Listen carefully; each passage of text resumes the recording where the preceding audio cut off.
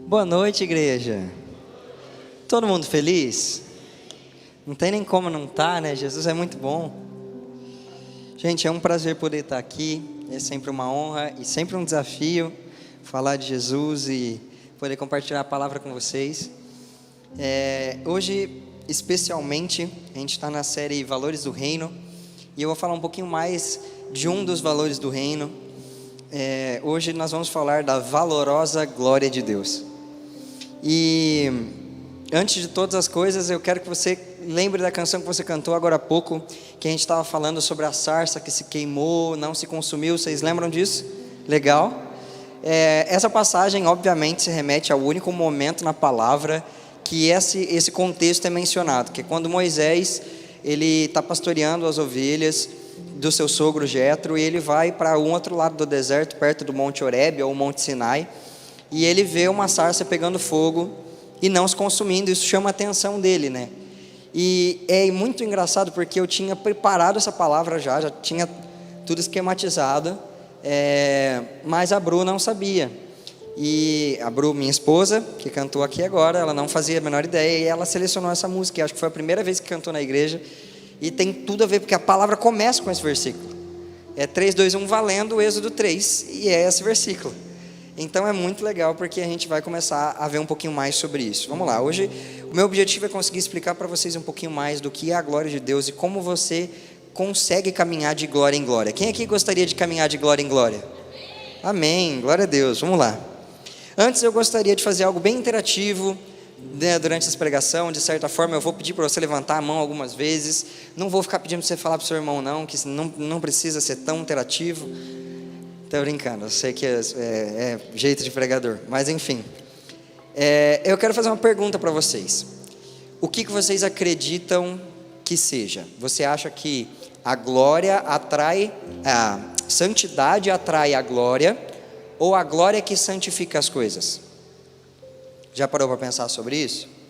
O que você acha que acontece? Que a sua santidade é que atrai a glória de Deus, ou que é a glória de Deus que santifica as coisas que ela toca? Eu quero que você pense sobre isso, porque a gente vai responder essa pergunta hoje durante a pregação. Amém? Vamos lá. Êxodo 3, vamos ler comigo para a gente parecer bem crente mesmo, começar já lendo o versículo. Êxodo 3, versículo 1. Vai aparecer aqui no telão, mas se você quiser, você pode abrir na sua Bíblia também.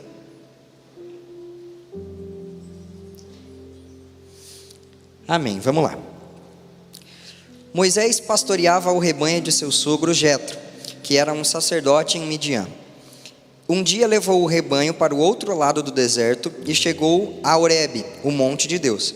Ali o anjo do Senhor lhe apareceu numa chama de fogo que saía do meio de uma sarça.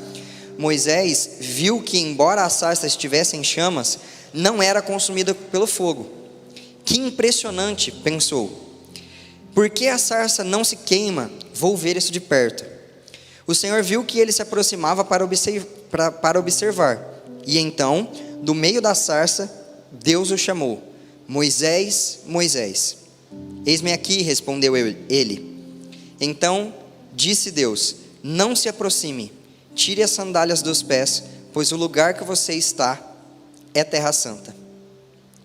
Com isso a gente tem o seguinte, fazer outra pergunta para você, para a gente fazer algo interativo. Qual era a santidade da sarça?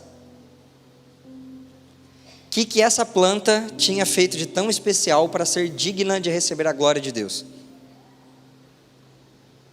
Cara, nada. Era só uma planta. Sarça, para deixar mais explicadinho, é como se fosse uma planta rasteira, mais baixa, tipo um arbusto meio seco. E como é uma planta desértica, ela obviamente não tem muita água, e por causa do sol e do calor do deserto, é comum a gente ver, a gente não, porque não tem deserto aqui, mas é comum eles verem, né, a sarça pegando fogo. É comum, pega fogo na sarça, ela se consome, virou pó ali, beleza, e é isso, normal. Moisés estava no deserto a vida toda, nasceu e cresceu no Egito. Depois de 40 anos foi lá com o seu sogro no deserto, Jetro e tal. Então assim, ele passou a vida inteira pastoreando ovelhas no deserto, que já é um trabalho bem difícil, né, para a gente parar para pensar, que a ovelha precisa de grama, já é um trampo assim, né. Mas assim, o que chocou ele, que fez com que ele chegasse mais perto, foi o fato da sarça queimar e não se consumir. O que mostra para mim? Primeiro, a planta não fez nada para merecer a glória de Deus, nada poderia ter feito. Só que quando a glória de Deus chegou sobre a sarça, mudou a natureza dela. Porque qualquer outra sarça pega fogo, se consome e some. Mas essa sarça pegava fogo e não se consumia. E aí, além disso, a santidade era tão grande que não só a sarça e o fogo era santo, mas a terra em volta da sarça se tornou santa, a ponto de quando Moisés foi se aproximar, Deus já falou: tira as sandálias, se posiciona de um jeito diferente, vamos agir em humildade, senão você está ferrado. Pode se tirar as sandálias e se posicionar do jeito certo, porque aqui a terra é santa. E isso é absurdo, porque mostra para mim que a santidade de Deus, quando ela repousa sobre algo, ela troca completamente a natureza daquilo. Uma planta que normalmente deveria pegar fogo e se consumir, não se consumia. Qual é o único ser que não se consome, que é eterno? É o Senhor.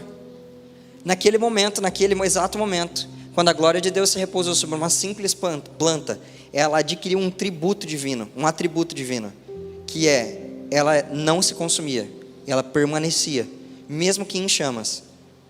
Jesus tem fogo em seus olhos.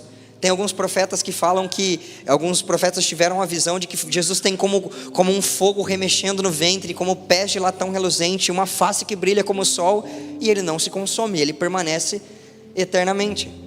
Se alguém tem fogo no ventre, você me perdoa, morreu, não tem como, né? Tacaram fogo no ventre, já era, não tem o que fazer. Jesus tem fogo no ventre se mexendo e não se consome. Esse atributo é divino, e quando a glória de Deus chegou na sarça, ela ganhou esse atributo. Isso é sensacional. E essa palavra glória no hebraico é a palavra kabod, com K. Provavelmente não fala desse jeito, mas como eu não sou hebreu, vamos de kabod, entendeu? E você vai entender. O significado dela, segundo o dicionário Strong, é glória, honra, glorioso, abundante, abundância, riqueza, esplendor, dignidade, divindade. Ou seja, quando a glória de Deus se desceu sobre aquela sarça, ela se apoderou de honra, de abundância, abundância de vida, abundância de tempo, abundância de força, de riqueza e esplendor, a ponto de algo que era normal no deserto chamar a atenção de Moisés. Ele estava trabalhando, fazendo o que deveria fazer, e isso chamou completamente a atenção dele. Mas a glória não se manifestou só nesse momento de Êxodo 3. Tem vários momentos que a glória se manifestou no Antigo Testamento. E eu quero contar alguns momentos desses com vocês, para a gente entender o poder e a glória de Deus, e quão avassaladora é a glória de Deus quando ela se manifesta. Amém? Vamos juntos? Eu queria pedir para você abrir em Êxodo, capítulo 19, versículo 16. Êxodo 19, 16, vai ser do 16 ao 20.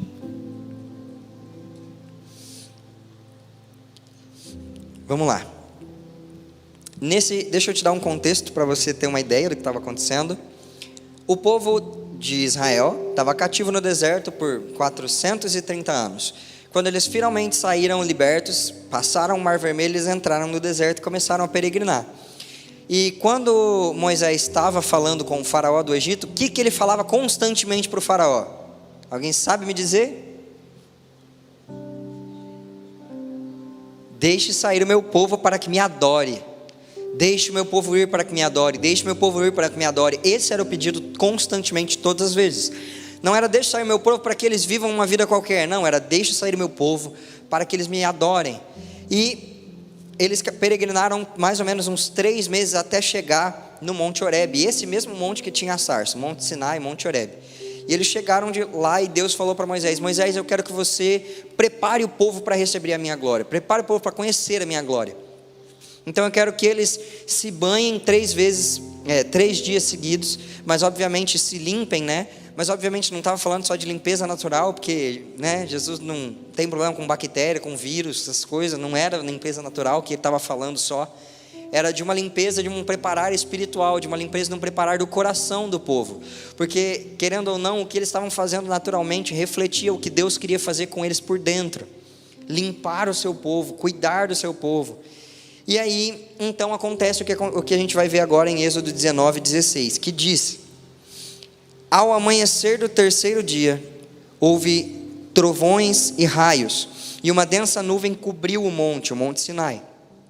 Uma trombeta ressoou fortemente, e todos no acampamento tremeram de medo. Eram mais de 1 milhão de pessoas, tá? Todos tremeram de medo. Moisés levou o povo para fora do acampamento para encontrar-se com Deus, e eles ficaram ao pé do monte. O Monte Sinai estava coberto de fumaça, pois o Senhor tinha descido sobre ele em chamas de fogo. Dele subia fumaça como uma fornalha.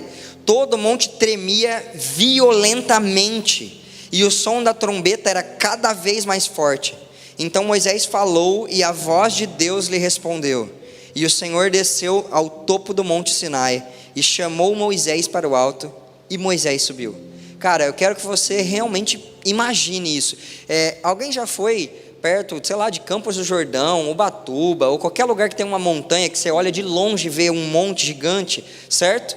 Quando você está no pé desse monte, já é algo lindo de se ver, e ao mesmo tempo, de certa forma, grandioso, estrondoso. Você fala, uau! Agora imagina um monte como aquele, tremendo violentamente. Cara, a única coisa que eu posso imaginar que seja, que nenhum de nós brasileiros tenha a compreensão do que é verdadeiramente, é um terremoto. Só que fala que não era Moisés e o povo que tremia, era só o monte que tremia violentamente. O povo tremia de medo, mas não era terremoto, era só medo mesmo. Cara, como pode? A glória de Deus se manifestou a ponto de fazer um negócio que é feito de rocha pura tremer violentamente. Eu estava até brincando, fiz uma brincadeira hoje de manhã. Teve um dos jovens que perguntou para mim, por que a gente fala que Deus é violento? Porque violento para ele é algo caótico, algo ruim, algo negativo e tudo mais. E aí eu fui explicar para ele que o violento é um adjetivo de intensidade. Quando você fala que alguma coisa foi violento, é porque foi de uma forma muito intensa, foi brusco, foi transformador.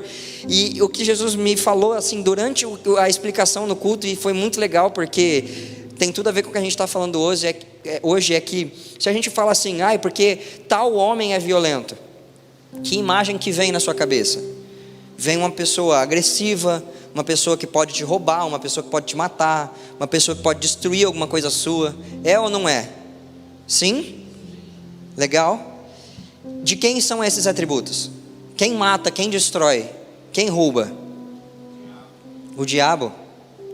Porque quando a gente fala de algo violento acontecendo, essa violência, ela intensifica a natureza daquilo que está sendo violento, é a intensidade.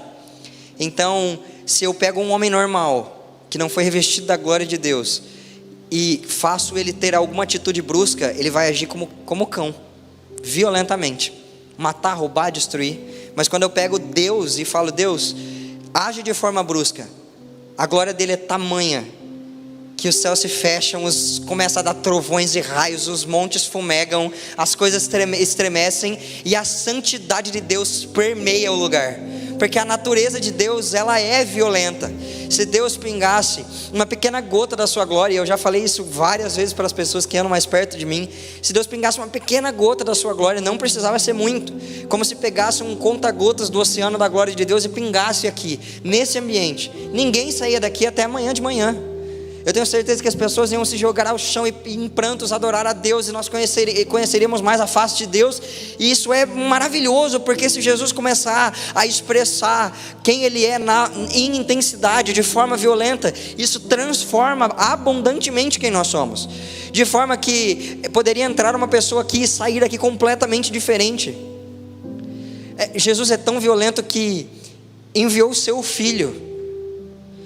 Não tem uma intensidade maior que essa. Ele podia ter enviado qualquer servo, qualquer escravo, qualquer outra criatura que ele podia criar só para aquele momento, mas não, ele quis que alguém que tivesse os mesmos atributos, a mesma complexidade, a mesma inteireza, a mesma santidade, o mesmo coração, fosse enviado, cara. Isso é violento demais. E esse exemplo do Monte Sinai mostra para mim que assim, um monte tremeu diante da presença de Deus. Então assim, duvido muito que eu não tremeria. Se a reação natural de 1 milhão de pessoas foi tremer de medo, por que eu não tremeria de medo?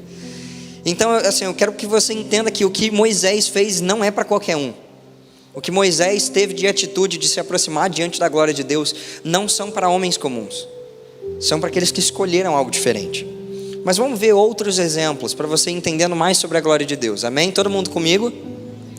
Amém? Ixi, não senti que todo mundo está comigo não. Amém, agora vai, agora foi. 1 Reis 8, vamos lá comigo.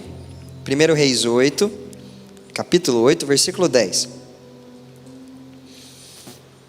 Deixa eu contextualizar você agora também. Salomão construiu um templo, o mais suntuoso de todos os templos que Israel já teve ao Senhor. Sei lá quantas, acho que é 35 mil toneladas de prata. Eu não lembro quantas toneladas de ouro, uma madeira que não dava para contar na matemática da época, nem pedra que dava para contar na matemática da época, bronze para todo lado, suntuoso, maravilhoso, sim, algo que até hoje seria um negócio impressionante de se ver, esculpido à mão por artesãos, assim, coisa linda, tá? Beleza. Quando inauguraram o lugar, ele era dividido assim como o tabernáculo, que tem o Santo dos Santos, onde fica a Arca da Aliança, o lugar santo e o pátio para fora, onde ficam as pessoas, os sacerdotes e tudo mais. E 1 Reis 8 diz assim: quando os sacerdotes se retiraram do lugar santo, uma nuvem encheu o templo do Senhor, de forma que os sacerdotes não podiam desempenhar o seu serviço, pois a glória de Deus encheu o templo. Sabe outra coisa que acontece quando a glória de Deus chega no lugar? A gente perde títulos e perde funções. Porque tanto faz se você é mais bonito que os outros na sua função. A hora que a glória de Deus chega, ninguém é digno de nada. É isso que acontece. Não importa se você é servo, se você não é servo, se você é pastor, se você não é pastor, se você é líder, se você não é líder, se você é sacerdote ou não. Chegou Jesus, ninguém consegue executar mais a função. Porque a glória de Deus encheu o lugar, e eu duvido que eles não conseguiam executar a função porque tinha nuvem dentro. E estava nublado, eles não estavam conseguindo ver lá dentro. Duvido. Eu acredito que a glória de Deus fez um monte tremer, fez os sacerdotes tremerem, e o povo que estava em volta, e os sacerdotes provavelmente se tacaram no chão e começaram a adorar ao Deus Altíssimo, porque a glória de Deus chegou de novo. E isso aprovou o templo mais uma vez, e fez o templo ser santo de verdade. Porque até então era pedra, ouro, prata e essas coisas, isso não é santo. Mas quando a glória de Deus entrou no lugar, o templo foi de uma vez por todas santificado do jeito que deveria ser, e ninguém conseguiu executar a sua função, porque Deus tinha chego. Você está entendendo o poder e o quão espetacular é a glória de Deus? Amém? Vamos para mais um exemplo que para mim fecha tudo com chave de ouro, que é Salmos 97. Eu sou assim, apaixonado por Salmos, um dos livros que eu mais gosto da Bíblia. É um livro bem grande, então tem bastante coisa para gostar, mas assim, Salmos é sensacional, não tem como. Salmos 97:1, vamos lá. O Senhor reina. Pronto, já pode parar por aí. Porque onde a glória de Deus chega, é óbvio que Deus reina. Não tem como começar esse salmo com outra coisa. Esse salmo fala da glória de Deus, e como a glória de Deus é sensacional, não tinha como começar a falar sobre a glória de Deus sem falar sobre o governo dele. O Senhor reina, ponto final, ponto de exclamação no caso. Ou seja, é assim que começa. Depois, exulte a terra e alegrem-se as regiões costeiras distantes. Nuvens escuras e espessas o cercam. Retidão e justiça são a base do seu trono. Ou seja, cara, o mínimo para que Jesus estabeleça um governo, ele já estabelece com retidão e justiça, é o mínimo. O fogo vai adiante dele e devora os adversários ao redor. Seus relâmpagos iluminam o mundo. A terra os vê e estremece. Os montes se derretem como cera diante do Senhor, diante do soberano de toda a terra. Os céus proclamam a sua justiça, e todos os povos contemplam a sua glória. Cara, sensacional. Porque da primeira vez a gente leu que o monte tremeu, mas aqui a gente está entendendo que se Deus realmente expressar a glória dele, o monte derrete. Você tem noção do que é preciso para a rocha pura derreter? Quanto de energia precisa numa reação química para ter calor o suficiente para uma rocha derreter? E Deus literalmente, se ele chegar no lugar com a glória máxima, o monte derrete. Cara, pelo amor de Deus, cara, isso é sensacional. O que você acha que acontece com as muralhas do seu coração quando Jesus chega? O que você acha que acontece com os montes das dificuldades que chegam na nossa vida, como a gente aprendeu no último culto, não é? que a gente tem que olhar para os montes e pedir socorro e permanecer. O que você acha que acontece com esses montes quando a glória de Deus chega na sua vida?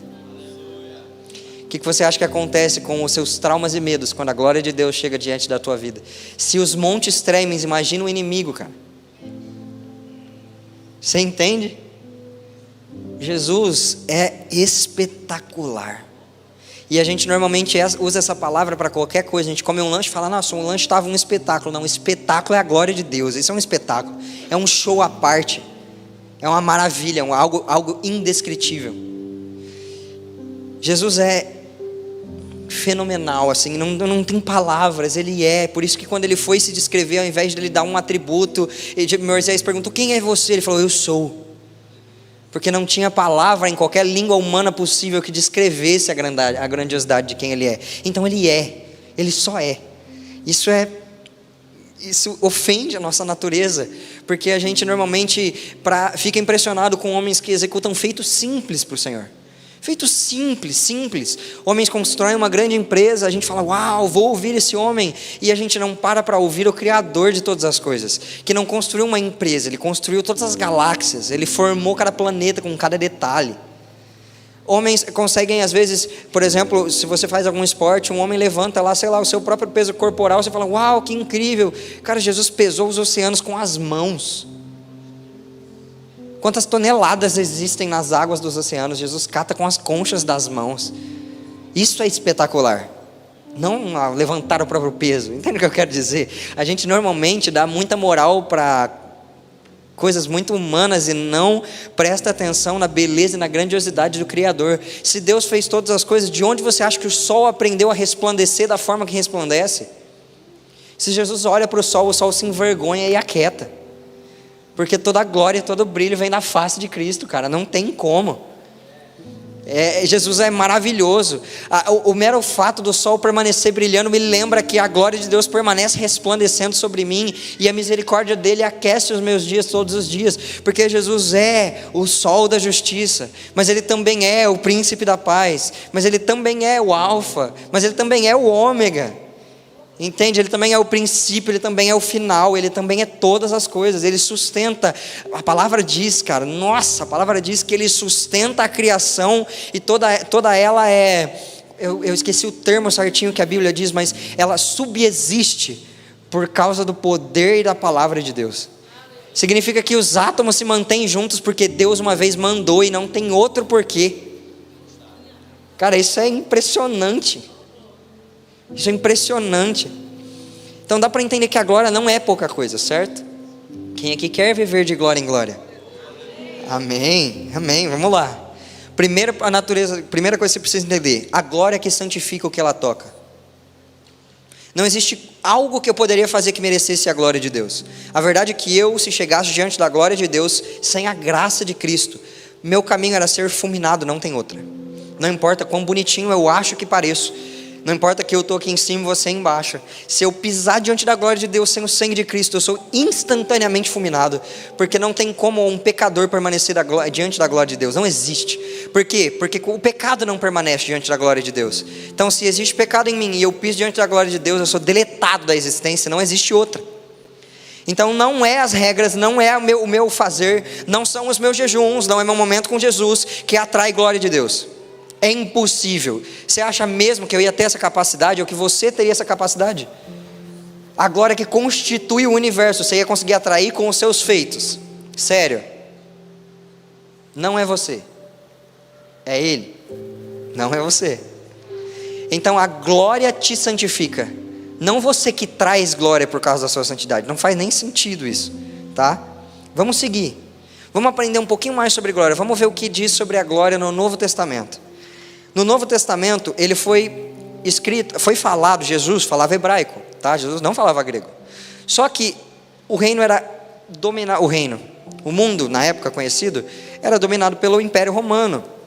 E a língua oficial era grega. Não tem porquê, se você quer espalhar uma mensagem mundialmente falando, você não colocar na língua que está sendo falada, certo? Até porque, por exemplo, algumas cartas de Paulo, essas sim foram escritas em grego, porque Paulo escreveu aos Coríntios. Coríntios não fala hebraico, Coríntios falava grego. Então ele já escrevia em grego. Então o que eu quero mostrar para você é que a diferença da palavra que eu vou falar agora é que a primeira estava em hebraico e essa está em grego. Glória em grego é doxa, D-O-X-A, e significa opinião, julgamento, ponto de vista, seja bom ou ruim. E agora, ouve isso: a majestade real que pertence a Ele como supremo governador. Majestade no sentido de perfeição absoluta da santidade, da divindade. Cara, uau! O governo supremo da majestade divina. Tem muitos atributos nessa frase, você entende? O governo supremo acima de todas as outras coisas, da majestade de Deus. Caramba! A glória realmente é muita coisa. Só que também é a palavra opinião, julgamento. Quando nós buscamos a opinião de Deus sobre nós, Ele transforma a nossa natureza. E isso é a verdadeira santidade. É daí que provém a verdadeira santidade. Vamos parar para analisar um fato de uma pessoa que caminhou com Jesus. Vamos parar para analisar Pedro, um homem comum, pescador comum. Na verdade, muito provavelmente, tão comum, que ele nem conseguiu ser um talmidim. O que é um talmidim? Todo judeu estudava a palavra e a Torá, os profetas, até por volta dos 12 anos. E se fosse bem nisso, se demonstrasse intelecto e capacidade, era chamado a ser um talmidim, que é um discípulo de um mestre. E aí esses discípulos, eles seguiam os mestres, iam aprendendo da Torá, para um dia serem escribas, serem mestres, ensinarem a palavra. Pedro, João, Judas, Tiago, eles nem se desenvolveram a ponto de chamar a atenção dos mestres naturais. Mas o bom mestre escolheu esses homens, de tão simples que eles eram. E aí quando Jesus foi chamar Pedro, ele era só um pescador que tinha acabado de chegar do dia de trabalho bem cansativo, de uma noite de trabalho bem cansativo. E ele fala: Pedro, me empresta o seu barco. E ele fala: sim. Um pouquinho de glória repousou sobre Pedro nesse momento, porque essa atitude é uma atitude de servo. E sabe quem é servo? Ele é servo. Nós não. Ele é servo. E um pouquinho de glória repousa sobre Pedro e fala: não, empresta. E ele fica para ouvir. E a pregação vai constrangendo Pedro, vai pegando Pedro, vai transformando Pedro. E Pedro vai sentindo algo que ele nunca tinha sentido. E aí Jesus termina a pregação, agradece por ter pego o barco. Eu duvido que Jesus não tenha agradecido, sendo gentil do jeito que ele é. E ele ainda chega para Pedro e fala assim: você quer me seguir? Só que você vai ter que largar tudo. E Pedro fala: eu sigo. Mais um pouquinho de glória repousou sobre Pedro, porque aquele que entrega tudo é o Cristo. Cristo entregou tudo, não nós. Então, a hora que Pedro falou: não, eu topo te seguir, isso é uma natureza divina, não é o homem. O homem quer tudo para si. Mas a hora que Pedro falou: não, eu dou tudo por você, isso é natureza divina. Um pouquinho de glória repousou sobre Pedro e ele seguiu. E aí a gente vê passando o tempo e esse Pedro fica pistola com os outros, briga, quer cortar a orelha de Malco, quer dar regaço. Mas ao mesmo tempo esse mesmo Pedro chega e fala assim: porque tu és o Cristo, Filho do Deus vivo. E aí mais um pouco de glória entra em Pedro, porque ele conheceu mais um pouco da natureza divina. E a gente vê esse mesmo homem alguns capítulos para frente, pegando e 5.000 se convertendo, pregando e 3.000 se convertendo, guiando a maior igreja e a única e verdadeira igreja da história, assim, sendo a fonte de tudo que a igreja deveria ser, o que ela foi em Atos. Se tem alguma coisa que a igreja tem que voltar a ser, é como foi a igreja primordial, porque é isso que é a igreja: se reunir com as pessoas nas casas, curar os enfermos nas ruas, expressar Jesus nos templos. É isso que é a igreja. E Pedro cuidava e pastoreava essa igreja. Super tranquilo. Aqui a gente deve ter o quê? Sei lá, 500 pessoas, 400 pessoas. Pedro começou a igreja com 8.000. Tranquilaço. Super de boa. E aí esse mesmo homem andava na rua e a sombra dele curava. Cara, se isso não é a glória de Deus, eu quero te perguntar: o que é a glória de Deus? Me diga um homem que fez a sombra curar. Nenhum. Porque isso não é um atributo de homem, isso é um atributo divino. Se Deus repousar a sombra dele, a sombra do onipotente, cara, nada fica do jeito que está. Porque quando a glória toca nas coisas, ela muda a natureza. E a glória de Deus, através de Pedro, com a própria sombra, tocava na natureza da doença e extinguia ela da existência. Porque diante da glória de Deus não fica um enfermo sequer. Você entende que era a glória de Deus? E aí a gente anda numa mentalidade muito medíocre de pensar que, porque Deus fez isso com Pedro, o pai da igreja. Mas Pedro era só um homem normal. Quem aqui é só um homem e uma mulher normal? Legal. Só que sabe qual que é a diferença entre você, eu e Pedro? É que Pedro caminhou de glória em glória até que a sombra dele curasse.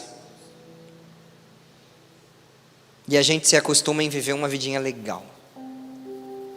Porque Deus tem abençoado minha família, eu tenho vivido paz.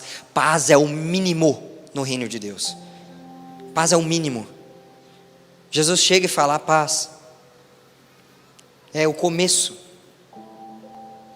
Porque graças a Deus Jesus tem prosperado minha casa. Lógico que Jesus tem prosperado sua casa. A natureza de Deus é ser abundante. É óbvio que Jesus tem prosperado sua casa. Mas e a glória? E quando sua vida vai passar de ser uma vida abençoada normal para ser uma vida de glória em glória?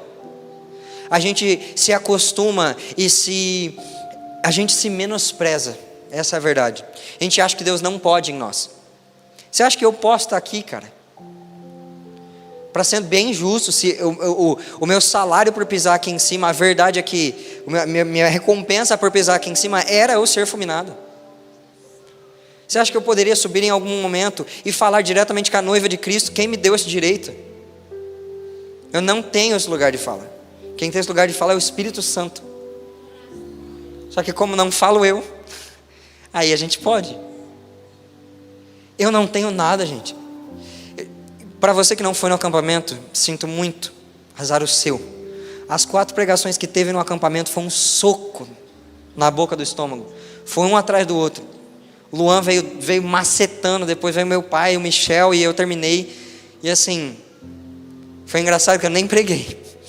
Eu cheguei e falei assim: Jesus é incrível. Todo mundo começou a chorar e a gente ficou lá.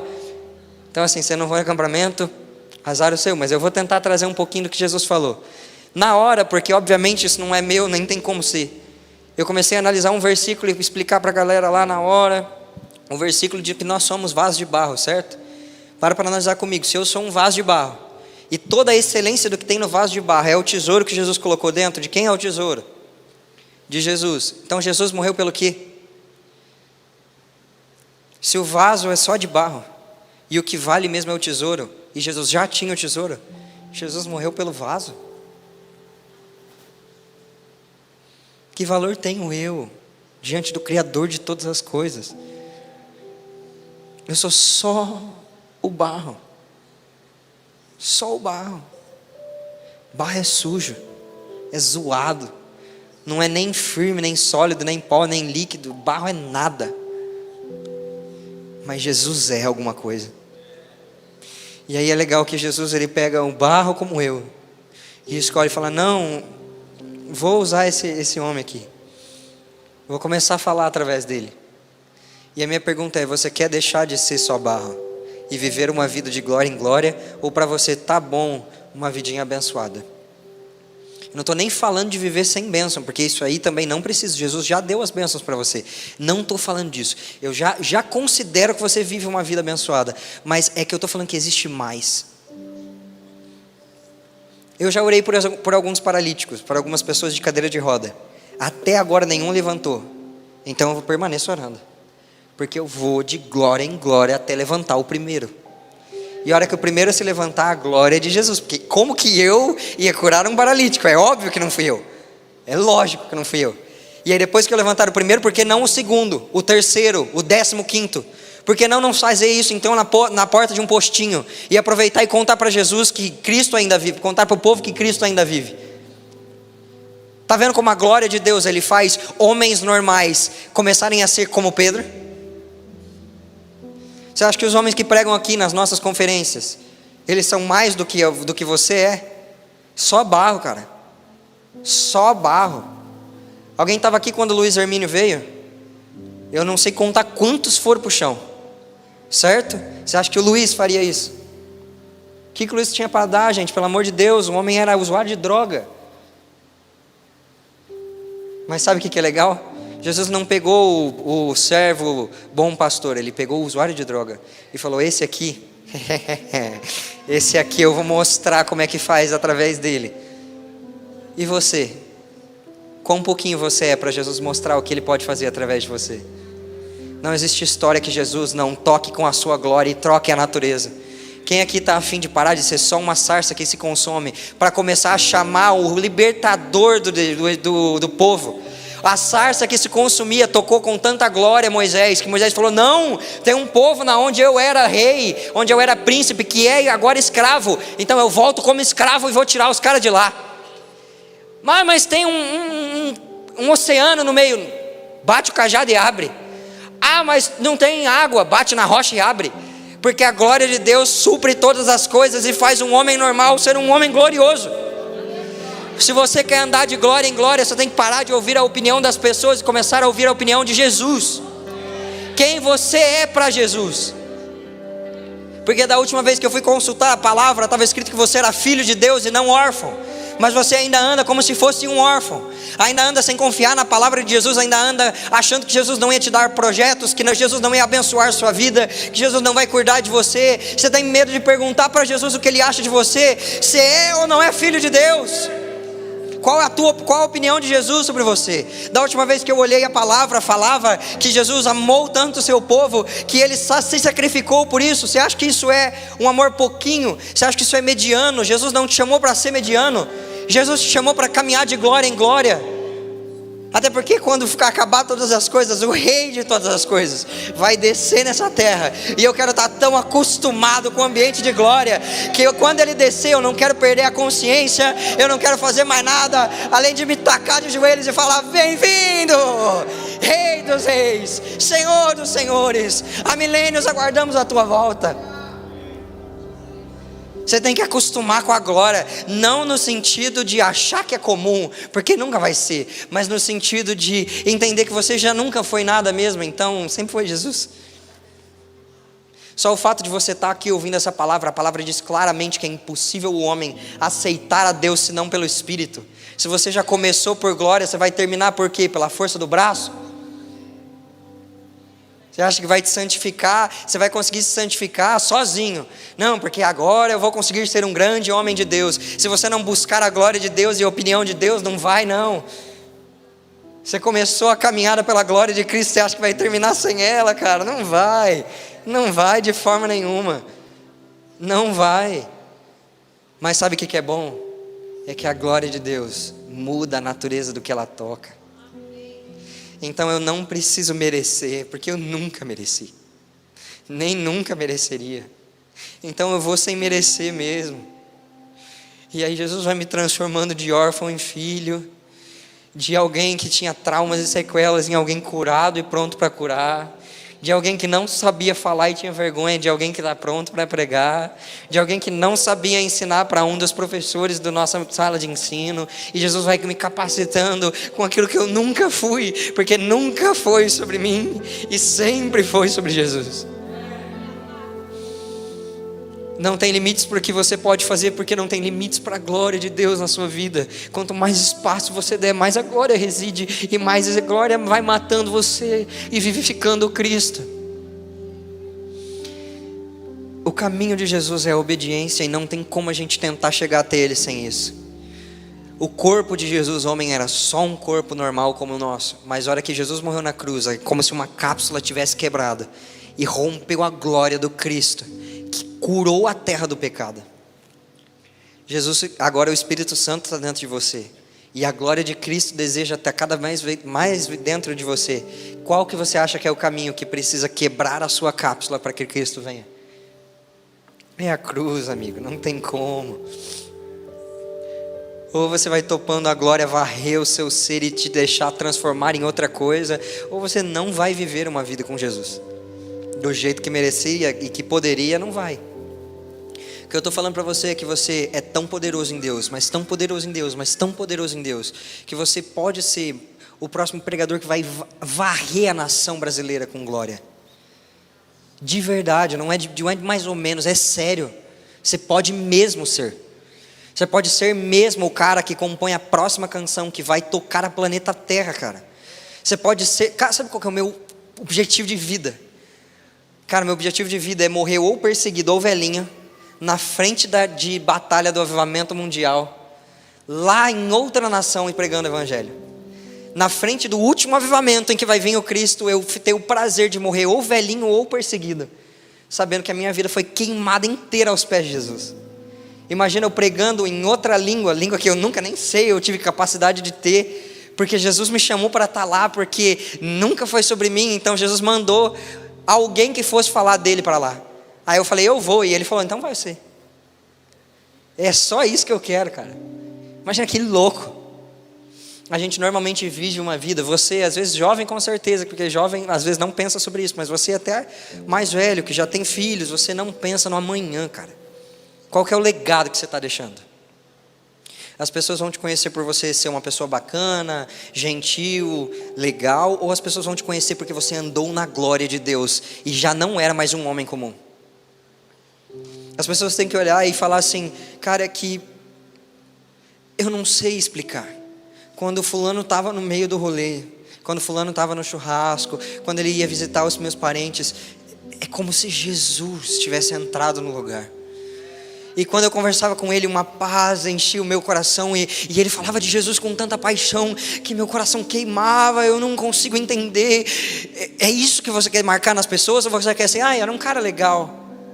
Cara, eu não quero ser um cara legal, eu quero ser um cara que as pessoas lembrem de mim e falem assim, porque esse aqui, cara, nossa, esse era louco, esse era doido, esse fazia o que fosse necessário para fazer Jesus chegar no lugar, porque esse aqui, ele orava tanto que chegava a calejar os joelhos, esse aqui, ele falava de Jesus, o negócio capotava o Fusca.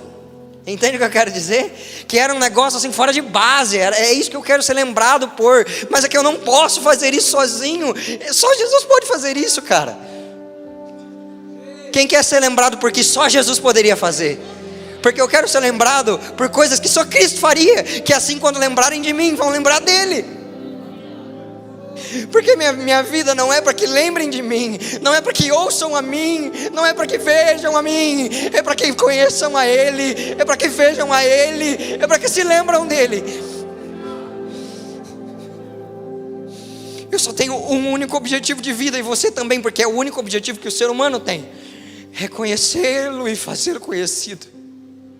E eu quero conhecê-lo, eu quero fazê-lo conhecido, porque eu não o conheço. Eu não vi um monte fumegar, então eu não o conheço. Eu não conheci a porção da glória dele. Eu não vi até hoje um monte derreter. Não o conheço. Até hoje eu não sou santo perfeitamente, então eu não vi a santidade toda. Até hoje eu não sou feliz 100%, então eu não vi a felicidade toda. Mas eu quero conhecer a Cristo. E para isso eu preciso me apegar à opinião dele. Eu não posso me deixar levar por que as pessoas acham que eu sou. Porque estão me caluniando. Bacana, chamaram Jesus de Beelzebu, mas ainda assim ele foi na cruz e salvou todos os pecadores. Que te chamem de o que você achar necessário, desde que você invada as nações com o evangelho, cure os enfermos, pregue Jesus e seja como Cristo. Jesus não te chamou para ser famoso, Jesus te chamou para ser servo. Famoso é o nome dele, cara. Não tem dessa. Se apega na opinião de Jesus. A gente se importa com a opinião das pessoas, por causa da roupa que eu vou vestir, por causa do post que eu vou fazer. Cara, esquece isso. E o que Jesus acha de você? Sabe por que as pessoas deveriam parar de usar roupas escandalosas? Não porque a igreja acha que é chato, mas porque quando ela pergunta para Jesus uma roupa escandalosa, uma mulher, por exemplo, de roupa escandalosa, pergunta: Jesus, o que você acha da minha roupa? Jesus fala assim: eu te chamei rainha, não para isso. Essa roupa não condiz com a sua beleza, troca. Era para a opinião de Jesus constranger você, não a dos homens. Sabe por que você deveria parar de beber, de fumar, de ouvir, sei lá, qualquer outra coisa que te afaste de Jesus? É porque quando você perguntasse a opinião de Jesus, ele falasse: cara, eu te chamei para mais que isso. É só por isso. Mas a gente nunca pergunta a opinião de Jesus. Sua empresa, cara, às vezes você tem uma empresa e você pensa que tipo, Deus tem abençoado minha empresa, glória a Deus que Jesus tem abençoado sua empresa. Mas e quando a glória de Deus repousar sobre a sua empresa? E quando a opinião de Deus começar a te explicar como vender? Você ir orar ao invés de fazer um curso de coach para aprender como vende. E aí Jesus fala, faz assim, assim, assim. E as vendas estourarem. Porque a opinião de Jesus se repousou sobre alguma coisa. Você entende o que eu quero dizer? A gente age como se fosse espiritual externamente, mas não internamente, cara. Quando Jesus não está dando opinião na sua vida, alguma outra coisa tá. E aí não vai ter agora. Não adianta nós queremos viver diante de Deus e não andarmos segundo a sua opinião. Não tem como. Vamos lá, eu quero ler um último texto para a gente fechar com chave de ouro e você entender de verdade o que Jesus quer fazer. Vamos para 2 Coríntios, segunda carta aos Coríntios, capítulo 3, versículo 7. É um texto um pouco grande, a gente vai ler do 7 ao 18, mas fica comigo que você vai entender, vai ser legal. Amém, né? Vamos lá. Bom, nesse texto Paulo estava fazendo um comparativo entre a glória de a lei e a aliança de Moisés, a velha aliança, que foi escrita em tábuas de pedra e que tinha a sua glória, e a glória do Espírito Santo e a nova aliança, que foi escrita nas tábuas do nosso coração. Tá? Vamos lá. O ministério que trouxe a morte foi gravado com letras em pedra. Mas este ministério veio com tal glória que os israelitas não podiam fixar os olhos na face de Moisés, pois o resplendor do seu rosto, por causa do resplendor do seu rosto, ainda que desvanecente. O que isso significa? Quem é aquele que os profetas descrevem com um rosto que brilha? É o Cristo. Então a glória, mesmo que na lei, veio de forma tão forte que transformava Moisés. Só que agora a glória não permanecia em Moisés. Por que não permanecia? Porque transformava o exterior de Moisés. O rosto brilhava, mas o interior nem tanto. Então a glória ia indo embora. Não, pelo amor de Deus, que Moisés não foi um grande homem de Deus. Foi. Mas a glória vinha de forma externa. Então o rosto dele brilhava, como Jesus. Mas isso ia desvanecendo. Ou seja, brilhava e ia se apagando, se apagando, se apagando, até que voltava a ser só um homem normal. Tá? Vamos seguir. Não será o ministério do Espírito Santo ainda muito mais glorioso? Se era glorioso o ministério que trouxe condenação, quanto mais glorioso será o ministério que produz justificação. Pois o que outrora foi glorioso, agora não tem glória, em comparação com a glória insuperável, que é a glória de Deus. E se o que estava se desvanecendo manifestou com glória, quanto será maior a glória do que permanece? Quanto maior você acha que será a glória a glória que vai permanecendo em você e você permanecendo na glória, quanto maior você acha que pode ser? Isso é exponencial. Quanto mais glória você tem, mais glória você busca, mais glória você alcança, e mais glória você tem, mais glória você busca. Entende o que eu quero dizer? Tem uma música que eu amo, acho que é de 2013, sei lá, chama The More I Seek You, só tem em inglês, que é uma música, acho que da Carrie Job, ou alguma coisa nesse sentido, que fala assim: quanto mais eu te busco, mais eu te encontro. Quanto mais eu te encontro, mais eu te amo. Quanto mais eu te amo, mais eu te busco. E ela fica nisso. Aí ela fala: eu quero sentar aos seus pés, eu quero que o Senhor encha a minha taça e eu quero beber de quem você é. Cara, que música e que realidade. Sabe por que é tão gostoso seguir com Jesus? Porque é uma bola de neve. Quanto mais você ama Jesus, mais você sente o amor de Jesus, mais você quer amar Jesus. E aí não dá para parar. Só se em algum momento desse você decidir não ouvir a opinião de Jesus e seguir sua própria opinião, o seu desejo, o desejo do seu coração, a opinião dos outros. Porque se você continuar ouvindo a de Jesus, cara, vixe, aí é de glória em glória, não tem como. Vamos lá. Portanto, visto que temos tal esperança, Cristo em nós a esperança da glória. Vamos lá. Portanto, visto que temos tal esperança, mostramos muita confiança. Não somos como Moisés, que colocava um véu sobre a face para que os israelitas não contemplassem o esplendor que ia desvanecendo, que ia diminuindo. Na verdade, a mente deles se fechou, pois até hoje o mesmo véu permanece quando é lida a antiga aliança. Não foi retirado. Perdão. Porque não foi retirado, porque é somente em Cristo que ele é removido. De fato, até hoje, até os dias de hoje, quando Moisés é lido, um véu cobre os seus corações, o coração de quem só vive pela lei. Mas quando alguém se converte ao Senhor, o véu é retirado. Ora, o Senhor é Espírito, e onde o Espírito do Senhor está, ali há liberdade. E todos nós, com a face descoberta, contemplamos a glória do Senhor. Segundo a sua imagem, vamos sendo transformados de glória cada vez maior, a qual vem do Senhor, que é Espírito. Em outra versão vai estar escrito assim, de glória em glória, a qual vem do Senhor, que é Espírito. O que isso está dizendo?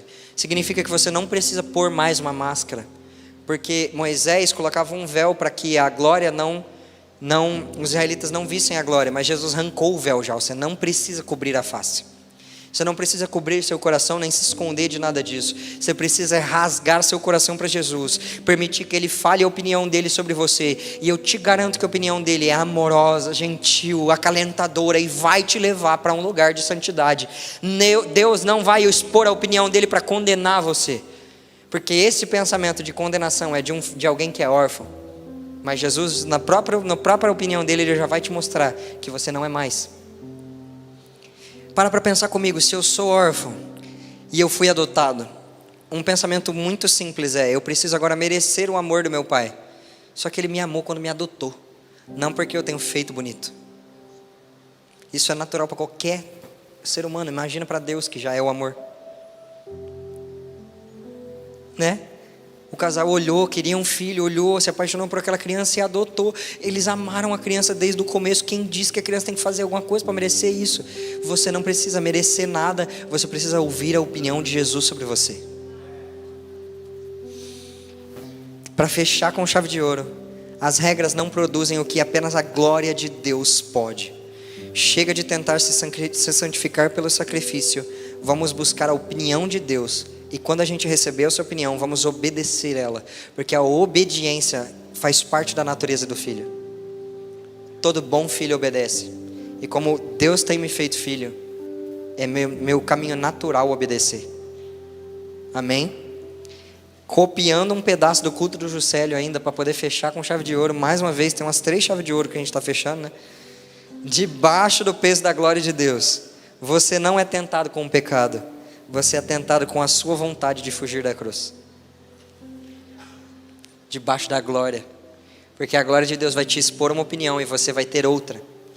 Mas aí está na hora de você abandonar a sua opinião sobre você mesmo, sobre as coisas que você faz, sobre o jeito que você leva a sua vida, e permitir que o que a palavra glória significa, que é o que a Doxa falou, a majestade real daquele que tem o supremo governo, caia sobre você. Amém? Gostaria de pedir que vocês colocassem de pé. E eu gostaria verdadeiramente que você fosse sincero com Jesus hoje. Gostaria muito que você não tentasse falar de forma mais bonita, não tentasse encobrir as coisas, não tentasse achar um jeito certo. Eu queria que você fosse você. E eu queria que você, sendo você, perguntasse a opinião de Jesus sobre você. Queria que você, aquele que gostaria de viver de glória em glória, que gostaria de receber a opinião de Jesus, eu gostaria de chamar você para vir aqui para frente. Você que quer a opinião de Deus sobre a sua vida, você que quer viver de glória em glória, vem aqui para frente. E eu peço que você não tenha limites diante da presença de Jesus, porque Davi não tinha, e todas as vezes ele era bem recebido diante da presença de Jesus. As pessoas que não se importam com a opinião das outras ao redor, elas são mais bem recebidas, porque elas estão se importando com a opinião de Jesus. E na minha concepção, se milhares e milhares dos anjos adoram ao Senhor, cantam ao seu nome e dizem santo, santo, santo, eu não tenho outro caminho além de adorar esse cara, não é possível. Então eu gostaria que você assim, sinta vontade. Pode ajoelhar, sentar no chão, virar um mortal de costas. Eu só me importo se você não for sincero com Jesus hoje. Eu também quero pedir que você fechasse os seus olhos e, entendendo que Jesus te ama muito, você perguntasse: Jesus, quem eu sou para você? Qual a sua opinião sobre mim? O que você me chamou para fazer? Jesus, qual que é a sua opinião sobre essa área da minha vida? Qual que é a sua opinião sobre a minha família? Qual que é a sua opinião sobre a doença que eu tenho tido? Qual que é a sua opinião sobre tal coisa, sobre outra coisa? Comece a perguntar a opinião de Jesus sobre você. E vamos encher esse lugar com a opinião de Jesus. Vamos encher esse lugar com a glória de Deus, amém? Espírito Santo de Deus, seja bem-vindo. Eu te peço, Espírito Santo, que você repouse a opinião do Cristo aqui. Eu te peço que você encha os corações e esse ambiente com a sua glória. E eu te peço que o seu julgamento, ele chegue sobre nós, trazendo a transformação na nossa natureza que nós precisamos. Eu te peço, Espírito Santo de Deus, repousa com o que só você tem para nos dar. Faz, Senhor Jesus, com que a glória nos transforme e nos mude, e nós consigamos receber a glória. Nós não queremos mais ser pessoas comuns. Em nome de Jesus, em nome de Jesus, em nome de Jesus. Cara, eu acho que você ainda não entendeu. Sabe por que eu acho que você não entendeu? Porque eu estou ouvindo Jesus falar assim: ei, profeta das nações, vem aqui para frente que eu quero derramar glória sobre a sua vida. Eu estou ouvindo Jesus falar assim: ei, portador do avivamento, vem aqui para frente que eu quero derramar glória na sua vida. Eu estou ouvindo Jesus falar assim: ei, você que vai trazer cura para o seu lar, vem aqui na frente que eu quero derramar glória para a sua vida. Eu estou ouvindo Jesus convocar pessoas, e eu estou vendo gente com o olho aberto achando que Jesus está brincando. Eu estou te chamando, Jesus está te chamando para viver de glória em glória. Se move, sai, vem, toca, vive. Jesus está chamando você para parar de ser um homem, uma mulher comum e tocar o mundo com a glória do Deus Altíssimo. Clama, chora, pede, mas não sai sem a glória daqui. Pelo amor de Deus, é a glória de Deus. Faz os montes tremerem, derreterem como cera. Eita, caralabacê! Como uma nuvem densa que chove de raios. Ei, ralabarracatarabacê! Senhor, clamamos o Teu nome santo aqui, invocamos o Teu nome santo aqui. Te pedimos, repousa Sua glória em nós.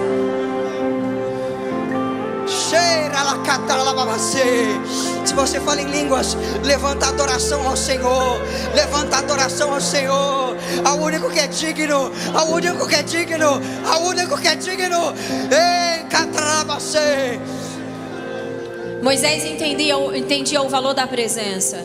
E eu acredito que por muitas vezes nós não entendemos o valor da presença. Por isso que nós menosprezamos a presença de Deus. Por isso que nós talvez não nos rendemos o suficiente. Talvez por isso nós negociamos a presença de Deus com qualquer outra coisa. Deus disse a Moisés: Moisés, vai, tem uma terra prometida para você. E eu quero te dizer mais, Moisés, o meu anjo vai com você. E os seus inimigos, Moisés, eu vou tirar todos eles dos seus caminhos. Então Deus estava dizendo: Moisés, eu vou deixar você viver o que eu tenho para você. Os seus inimigos, eles vão ser removidos do seu caminho. Você não vai ter dificuldade de cumprir aquilo que eu quero que você cumpra, Moisés. Aquilo que eu te prometi. Porém, Moisés, eu não vou com você. E então Moisés disse: Deus, se o Senhor não for, então eu também não vou. Porque qual diferença haverá em mim, nesse povo, com os demais? E a pergunta que precisa haver dentro do nosso coração é: qual é a diferença que existe em nós? Porque somos evangélicos dos que não são evangélicos. Qual é a diferença que existe em nós? Porque estamos dentro de uma igreja ouvindo a palavra de Deus. Se não formos aqueles que se importam com a presença e aqueles que dizem ao Senhor: mesmo que o Senhor me abençoe, mesmo que os meus inimigos sejam derrotados, se o Senhor não estiver comigo, também eu não vou. Qual é o nível de importância que a presença de Deus existe e tem para mim e para você? Como o Vitor disse, é mais do que ser um povo abençoado e próspero. É mais do que ter os seus inimigos derrotados. É ter a presença de Deus. Eu convido você a levantar suas mãos para o alto sem sinal de rendição. Ei, meu irmão, se renda à presença. Sabe por quê? Por muitas vezes a presença não vem de uma forma avassaladora e violenta sobre nós, porque nós somos cheios de restrições para Deus. Sabe por que o Espírito, por muitas vezes, ele não faz aquilo que ele tanto deseja? Porque nós falamos para ele que jeito que tem que ser. Ai, eu queria tanto ser batizado com o dom de línguas. Ai, Senhor, mas eu não quero cair no chão. Ai, Deus, mas o meu corpo precisa esquentar. Ai, Deus, mas para que a tua presença esteja, eu preciso ter uma visão. Fala mais do nosso coração do que da verdade de quem Deus é. O estado do nosso coração, do que da verdade do que Deus quer fazer na minha vida e na sua vida, meu irmão. Deus nos deseja. Isso já é o suficiente para nós nos rendermos. Deus te deseja. Deus deseja revelar quem Ele é para você. O Espírito do Senhor, que sonda e esquadrinha a realidade de quem Deus é, Ele quer contar a você. Por isso se renda. Por isso se renda. Por isso se renda. Renda o seu coração ao Senhor. Renda o seu coração ao Espírito. Você que ora em línguas, comece a orar em línguas. Comece a dizer: eu te desejo, eu te quero. Eu não só te desejo e te quero, como eu preciso do Senhor. Eu não posso, Senhor, conduzir a minha vida. Eu não posso, Senhor, terminar a minha vida sem a sua presença. Deus, eu não posso ser um profissional de sucesso sem a sua presença. Eu não posso ser um homem e uma mulher, Deus, que tenha sucesso em qualquer área da sua vida, que tenha reconhecimento entre os homens sem a sua presença. Comece a dizer: nós nos importamos com a sua presença, Senhor. Nada adianta essa igreja cheia, nada adianta, Senhor, sem a sua presença. Nada adianta, Senhor, sem a sua presença. Nós queremos a sua presença. Não, nós nos recusamos a ir a qualquer lugar sem a sua presença. Ah, os teus anjos, tudo isso é muito bom. As tuas unções, os teus dons, tudo isso é muito bom. Mas não é o suficiente, Senhor. Nós queremos a sua presença. Nós nos importamos com a sua opinião. Nós queremos a sua presença. Rasgue o seu coração. Diga: eu quero a sua presença. Com tua presença. E vem com fogo e glória a Deus. Com tua presença. Com tua presença. E vem com fogo e glória. Com tua presença. Com tua presença. E vem com fogo e glória a Deus. Com tua presença. Com tua presença.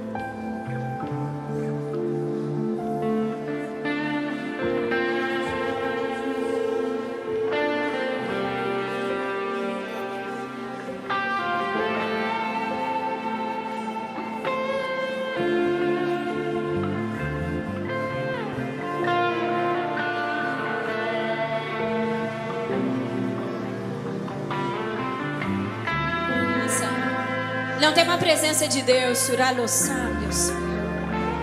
Por muitas vezes nós colocamos barreiras, nós colocamos um limitador entre nós e o Senhor, porque nós tememos a presença de Deus. Tememos porque Deus nos fará perder o controle. Porque Deus virá com o seu governo e nos transformará em pessoas da qual nós não teremos mais domínio, porque Deus fará a sua vontade. Por isso é tão importante nós termos um coração rendido. Por isso é tão importante nós estarmos sempre rendidos. Faça a sua vontade, do seu jeito, da sua maneira. Execute os teus planos. Continue orando em línguas. O Espírito do Senhor deseja fazer algo aqui. Não se distraia. O Espírito do Senhor deseja fazer algo nesse lugar. E o cambio.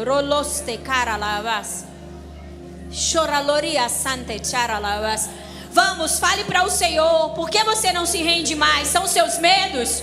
Subjugue os seus medos agora. Por que você tem medo? Existe um Deus que é amor. Deus é amor. E tudo que Deus fizer na sua vida é para o cumprimento do seu propósito. Por isso nós não precisamos temer a Deus. Por isso nós não precisamos ter medo de Deus. Por isso nós podemos nos render a Ele.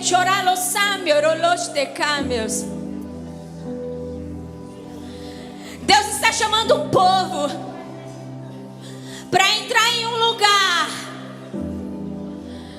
que sim, é desafiador. Mas Deus está convocando um povo dentro do povo para não andar mais pelos seus próprios entendimentos, para entrar em um nível de obediência maior.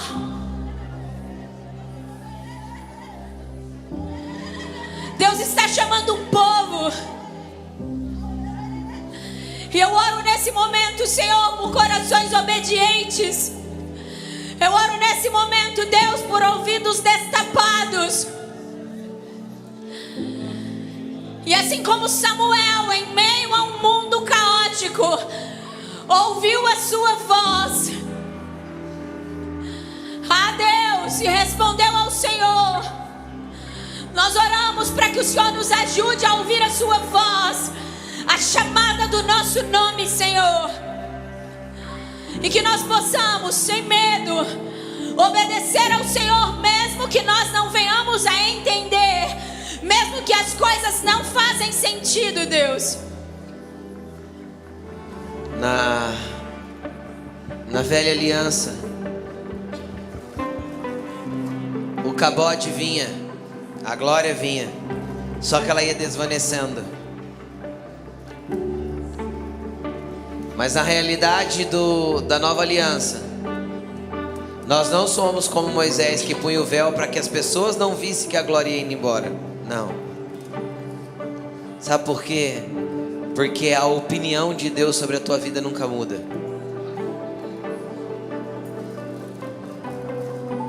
Porque Deus não muda de opinião. O que Ele disse continua sendo. O que Ele prometeu continua valendo. O que Ele disse que faria ainda está válido na presença dEle. Quem desistiu fomos nós e deixamos a glória embora porque nós nos afastamos dela. Mas a opinião dEle permanece. Então nós não precisamos de um véu, porque nós não somos como Moisés. Porque a glória dEle é cada vez maior sobre a nossa vida, e nós somos transformados de opinião em opinião de Deus. Então quando você sair por aquela porta, a glória dEle não vai ficar aqui dentro. Porque Ele não habita em templos feitos por mãos humanas, Ele habita em você. Então amanhã de manhã, quando você sair para trabalhar, a glória dEle vai estar aí, em você. E a opinião dEle continua válida. E na terça, e na quarta, e na quinta, e na sexta, e lá no teu trabalho, onde que Ele quer manifestar a glória dEle através da tua vida, e não vai mudar. Deixa Ele continuar fazendo. Sabe como que Paulo finaliza esse texto? Dizendo assim: e todos nós, com o rosto descoberto, refletimos como um espelho a glória do Senhor. Agora deixa eu te explicar uma coisa. Espelho não tem luminosidade em si mesmo, mas quando ele pega a luz do sol e direciona focado em algum lugar, é impossível a gente até conseguir olhar. Sim ou não? Todos nós, não o Vitor, não os barrinhos, mas uma igreja com o rosto descoberto. Todos nós juntos, quando descobertos, refletimos essa glória de maneira que vai cegar o pecado do mundo a ponto deles se renderem à glória do Senhor. Então que a glória de Jesus possa vir sobre a nossa vida, para que sejamos esse holofote de reflexo de quem Ele é, em nome de Jesus.